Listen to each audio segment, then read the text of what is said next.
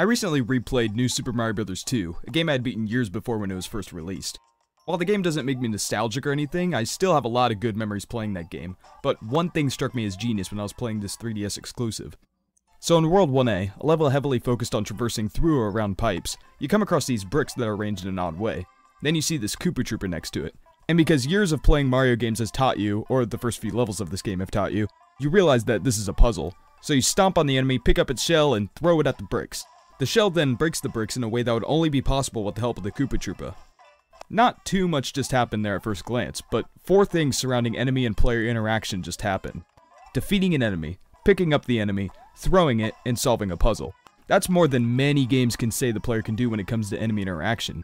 Some games try, like Crash Bandicoot, where spinning sends enemies flying in a certain direction, killing or crashing through whatever lies ahead. And some games get it right, like the new Donkey Kong Country games. Other games allow the player to be strategic with enemies, which leads to some really interesting scenarios.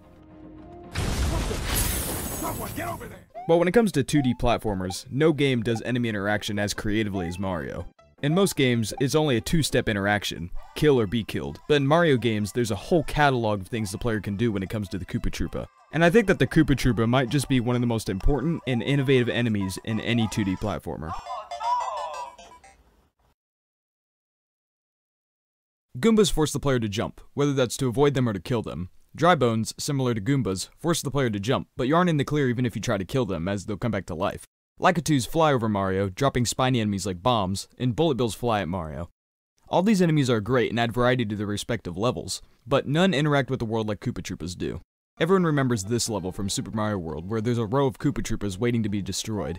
You take the shell and toss it at the other enemies like a bowling ball against bowling pins. What comes next, if done correctly, is a 1-up. Similarly, throwing shells at coins will cause the shell to collect the coins for you, or to reach previously unreachable areas of the level. In New Super Mario Bros. 2, passing through gold rings allows shells to leave behind a trail of coins. Toss the shell where it has nowhere to go except back and forth, and you have a coin collecting machine that lasts a few glorious coin farming seconds.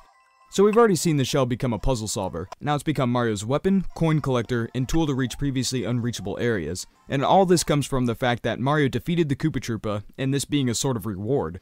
In most games, defeated enemies drop health or weapons, and all those things are great as those are useful items in those games. But because of Mario's simple design, Mario's useful item is a turtle shell. Now, with any powerful option in a game, there has to be a catch. The basic idea of players having a powerful option and using that powerful option in every scenario didn't get past Nintendo. These useful items can also become one of the most terrifying enemies in the game in an instant. Whether the player is too greedy by bringing the shell with them for too long, or throwing the shell in a less than ideal spot, this shell can become Mario's enemy once again if the player isn't thinking. This is sort of how powerful guns have a long reload animation, or how sprinting lowers a stamina meter. And in Mario, shells can turn deadly when used improperly. The Koopa Troopa shell isn't needed in every scenario, however. Ever notice how there's not really any Koopa Troopa enemies in sight in Super Mario Odyssey? That's because the hat takes care of just about everything the shell does and more.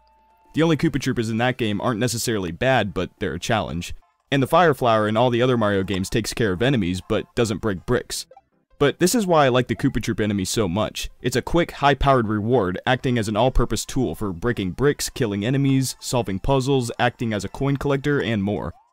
Of course, Koopa Troopas aren't the only enemies that provide the player with a shell, but when it comes to the most readily available enemy in Mario games, and the most iconic, Koopa Troopas are at the top. And while all of this may have sounded like a Captain Obvious discussion about Koopa Troopa enemies, it's something that I think most people don't realize when they're playing just about any 2D Mario game.